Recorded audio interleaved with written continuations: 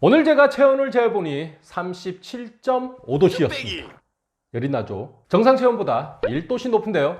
오늘 하루만 이르면 별 문제 없겠지만 제가 계속 37.5도씨로 살아야 한다면 과연 며칠이나 버틸 수 있을까요?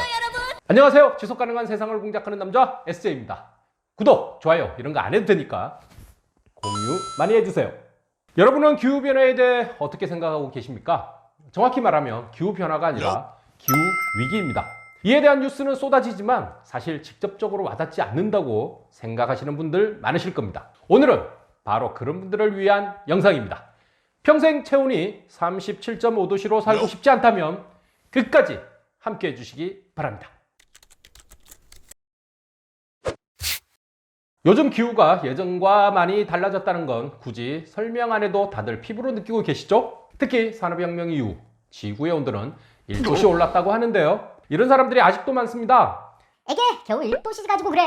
오늘 하루에만 10도씨 이상 왔다 갔다 했는데. 네, 맞는 말씀입니다만 이건 날씨와 기후를 정확히 이해 못해 나오는 반응입니다. 여러분, 날씨와 기후의 차이를 아시나요? 조철호 교수님은 항상 이렇게 설명해 주십니다. 날씨는 우리가 매일 경험하는 맑고 흐리고 눈 오고 하는 것이 날씨이고요. 기후는 30년간 날씨의 평균입니다. 사람으로 따지면 날씨는 기분이라고도 할 수 있고요. 기후는 성품으로 볼 수 있습니다. 사람의 기분은 하루에도 12번씩 바뀝니다. 기뻤다, 슬펐다, 화났다, 좋았다. 공감하시죠? 날씨도 하루에 몇 도씨가 왔다 갔다 합니다. 날씨와 기분의 속성은 하루에도 12번씩 변한다는 겁니다. 변하지 않으면 오히려 이상한 거죠. 반면에 기후는 30년 평균의 날씨입니다. 이건 지속이 되어야 합니다. 이걸 성품이라고 표현했는데 성품은 사람마다 다 다르죠? 활달한 분도 있고 차분한 분도 있고. 근데 사람 잘 바뀝니까? 안 바뀌죠. 어느 날 갑자기 성품이 변하면, 사람이 확 변하면 이런 말 많이 듣습니다. 저 사람 죽을 때가 됐나 보다. 지속되어야 하는 것이 변하면 위험하다고 보는 겁니다. 우린 그동안 이 기후에 맞춰서 먹는 거, 입는 거, 사는 것들이 맞춰져 있습니다. 그런데 이게 변화가 되고 있는 것입니다. 기후가 변하고 있다는 것은 우리의 삶이 변한다는 것을 의미합니다. 지구는 1만 년에 걸쳐서 약 4도씨 정도가 상승을 했다고 합니다. 그런데 인간은 100년 만에 1도씨를 상승시켰습니다. 지구의 온도가 상승한 게 정말 인간 때문일까요? 네, 맞습니다. 이 그래프를 한번 보겠습니다. 세계 탄소 배출량, 세계 인구, 세계 GDP 총액의 그래프인데요. 세 그래프 모두가 1900년대쯤부터 수직 상승하는 곡선을 그리고 있습니다. 산업화 이후 인간의 활동이 급속도로 발전한 시기인데요. 인간의 활동이 지구 온도 상승에 영향을 미쳤다는 사실을 부정할 수 없을 것 같네요. 그렇다면 지구의 온도가 올라가면 어떻게 될까요? 여러 가지 문제들이 있지만 가장 심각한 문제로는 식량 부족으로 고통받는 사람이 늘어난다는 겁니다. 우리나라를 예로 들자면 곡물 자급률이 25% 미만인데요.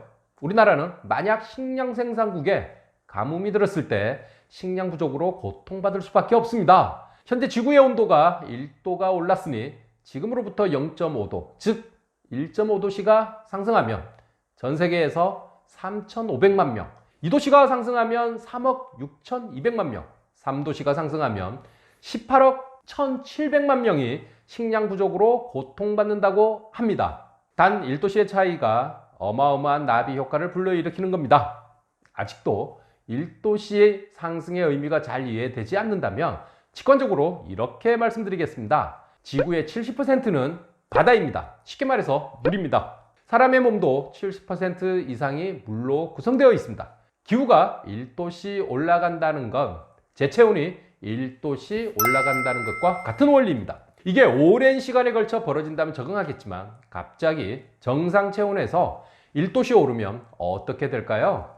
하루 이틀이면 열이 나네 하겠지만 그 상태로 계속 살아야 한다면 여러분은 그 상태로 살아갈 자신이 있습니까? SJ는 없습니다. 그래서 이런 상황에서 인간은 무슨 노력을 해야 하느냐? 지구의 온도를 상승시키는 주범으로 온실가스인 탄소를 이야기합니다. 여러분은 탄소 중립이라는 말 많이 들어보셨을 겁니다. 인간의 활동에 의한 온실가스 배출을 최대한 줄이고 남은 온실가스는 흡수나 제거를 해서 실질적인 배출량이 제로가 되게 하는 개념입니다. 즉, 배출되는 탄소와 흡수되는 탄소량을 같게 해서 탄소 배출량이 0이 되게 하는 것이죠. 우린 이런 걸 들어 전문용어로 똔똔이라고 합니다. 세계 각국이 기후 비상사태 선언과 함께 탄소 중립을 이루겠다고 발표했는데요. 우리나라도 마찬가지로 2050년까지 탄소 중립을 선언했습니다. 이에 산림청은 2050년까지 국내외 30억 그루 나무 심기로 2050 탄소 중립에 3,400만 톤 기여하겠다는 목표를 발표했습니다. 최근 산림청은 비대면 온라인 행사인 내 나무 갖기라는 캠페인을 통해 탄소 중립에 적극적인 활동을 보여주기도 했습니다. 소셜 공작소는 기업들과 이런 사회공헌 활동을 많이 전개해 가려 합니다. 재미있는 설문조사 하나를 소개해 드리겠습니다. 한 자치구에서 지역 주민을 대상으로 했던 설문조사인데요. 환경 문제 해결을 위한 효과적인 방법에 대해서 물었습니다. 응답률 1위는 자발적 주민 참여 및 실천을 해야 함이었습니다. 그런데 재밌는 점은 이 부분입니다. 환경 문제 관련 의견 제시 및 사업 참여 경험에 대한 질문에 69.5%가 의견을 제시한 적이 없다라고 답변했습니다. 환경 문제 해결에 대해 누구보다 모범적인 답안을 알고 있으면서도 정작 참여는 한 적이 없는 사람이 과반수 이상이란 겁니다. 머리로는 알고 있지만 실천은 어려운 환경 문제 해결 어떻게 쉽게 할 수 있을까요? 우리 일상부터 바꿔나가 봅시다. 우리나라는 국민 한 명당 매년 페트병 96개, 플라스틱컵 65개, 비닐봉투 460개를 사용하고 있는데요. 정말 많은 양을 소비하고 있습니다. 기후깡패 국가라는 오명이 괜히 생긴 건 아닌 것 같습니다. 이만큼의 플라스틱을 생산하고 소비하기까지 배출되는 탄소의 양은 약 24kg이라고 합니다. 만약 우리가 페트병과 카페에서 사용하는 플라스틱 컵 대신 개인컵을 사용하면 3.5kg, 비닐봉투 대신 장바구니를 사용하면 2.5kg을 저감할 수 있습니다. 특히 요즘에는 이런 환경 문제를 해결하기 위해 일회용품을 사용하지 않는 가게들도 늘어나고 있습니다. 배달 음식을 시킬 때 일회용품을 받지 않고 주문을 하는 방법도 있고요. 이 어마어마한 효과는 저번 영상에서 소개해드렸죠. 또 하나 정말 간단한 방법을 소개해드리자면 저희 구독자분들은 이미 아시겠지만 받은 편지함에 쌓인 메일만 지워도 지구 환경에 도움된다는 사실 바로 위에 있습니다. 갑자기 저희 채널 홍보 같지만 저희는 이전에 세상에는 어떤 환경 문제가 있고 그 문제를 해결하기 위해 어떤 실천을 해야 하는지 또 이런 문제를 해결하기 위해 힘쓰는 사람들 그리고 기업들에 대해 여러 영상에서 소개해드린 적이 있습니다. 환경 문제 해결을 위해 동참하고 싶으신 분들은 아래에 링크를 걸어두었으니 참고해 주시기 바랍니다. 오늘은 기후변화, 아니 기후위기부터 시작해서 탄소 중립까지 그리고 탄소 중립을 위해 우리가 실천할 수 있는 방안이 무엇인지 간단하게 알아봤습니다. 아는 것과 행하는 것은 다릅니다. 여러분들을 위해 한 가지만 부탁드릴게요. 딱 한 가지. 일상생활에서 환경을 위해 딱 한 가지만 바꿔봅시다.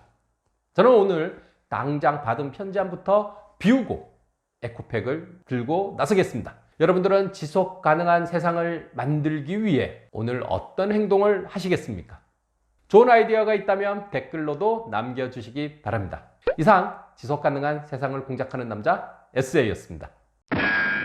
오늘 점심은 찬물라면 어때?